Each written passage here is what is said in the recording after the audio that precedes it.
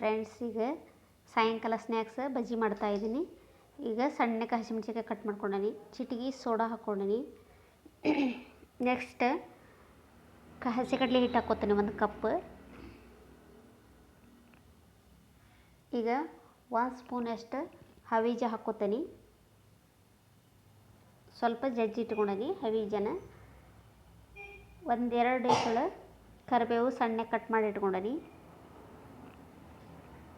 ಹಸಿಮೆಣ್ಸಿನ್ಕಾಯಿ ಸಣ್ಣಗೆ ಕಟ್ ಮಾಡಿ ಇಟ್ಕೊಂಡೀನಿ.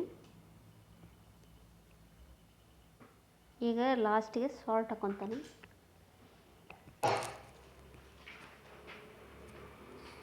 ಸ್ವಲ್ಪ ನೀರು ಹಾಕ್ಕೊಂಡು ಕಲಿಸ್ತಾ ಇರಬೇಕು. ಅದಕ್ಕೆ ಎಷ್ಟು ಬೇಕು ಅಷ್ಟು ತೊಗೊಳ್ತೈತೆ ಅದು ನೀರು. ಅಷ್ಟು ನಾವು ಎಷ್ಟು ಹಾಕ್ಕೊಂಡು ಕಲಿಸ್ಕೊತೀವಿ ನೀಟಾಗಿ ಬರುತ್ತೆ. ಇನ್ನೊಂದು ಸ್ವಲ್ಪ ನೀರು ಹಾಕ್ಕೋಬೇಕು. ಹಾಕ್ಕೊಂಡು ನೀಟಾಗಿ ಕಲಿಸ್ಕೋಬೇಕು.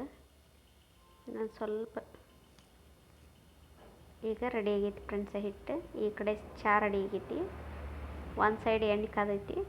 ಈಗ ಬಜ್ಜಿ ಬಿಟ್ಕೊತೀನಿ. ಮಗಳು ಬೆಳಗ್ಗೆ ಹೇಳಿ ಹೋಗಿದ್ಲು, ಅಮ್ಮ ನನಗೆ ಮೊಸರು ಬಜ್ಜಿ ಮಾಡು, ನಾ ಸ್ಕೂಲಿಂದ ಬರೋದ್ರೊಳಗೆ ಅಂತ ಹೇಳಿದ್ಲು. ಹಾಗಾಗಿ ಅವಳು ಬರೋದ್ರೊಳಗೆ ಮೊಸರು ಬಜ್ಜಿ ರೆಡಿ ಮಾಡಾಕತ್ತಿದ್ದೆ. ಅವಳು ಬಂದು ಒಂದು ಸೈಡ್ ಚಾಕ್ ಇಟ್ಲು. ಕೈ ಕಾಲು ಮುಖ ತೊಳ್ಕೊಂಬರಕ್ಕೆ ಹೋಗ್ಯಾಳ. ಅವಳು ಬರೋದ್ರಾಗ ಬಜ್ಜಿ ರೆಡಿ ಆಗ್ತಾವೆ. ಚಹಾ ಕುಡಿದು ಟ್ಯೂಷನ್ಗೆ ಹೋಗ್ತಾಳೆ ಅವಳು. ಈ ಥರ ರೌಂಡಾಗಿ ದುಂಡಗೆ ಬಿಟ್ಕೋಬೇಕು. ಸೋಡಾ ಹಾಕಿವಲ್ಲ, ಸ್ವಲ್ಪ ಜಾಸ್ತಿ ಎಣ್ಣೆ ಹಿಡಿದಿರ್ತಾವೆ. ಹಾಗಾಗಿ ಜಾಸ್ತಿ ಸೋಡಾ ಹಾಕ್ಬೇಡ್ರಿ ಫ್ರೆಂಡ್ಸ್. ಕಾಂದಾ ಬಜ್ಜಿ ಆದ್ರೆ ಎಣ್ಣೆ ಜಾಸ್ತಿ ಹಿಡಿಯಲ್ಲ. ಹೆಂಗೆ ಬೇಕಂದ್ರೆ ಚಲೋ ಬರ್ತಾವೆ ಕಾಂದಾ ಬಜ್ಜಿ. ಇದು ಅಪರೂಪಕ್ಕೆ ಮಾಡಿರ್ತೀವಿ ನಾವು. ಈಗ ತಿರುಗಿ ಹಾಕ್ಕೋಬೇಕು.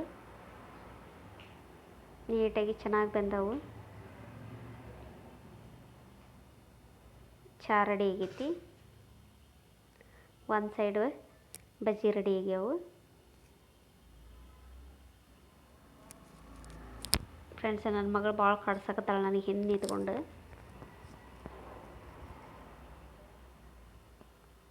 ನೋಡಿ ಫ್ರೆಂಡ್ಸ್, ಈ ವಿಡಿಯೋ ಇಷ್ಟ ಆದಲ್ಲಿ ಲೈಕ್ ಮಾಡಿ, ಶೇರ್ ಮಾಡಿ, ಕಮೆಂಟ್ ಮಾಡಿ, ಸಬ್ಸ್ಕ್ರೈಬ್ ಮಾಡಿ.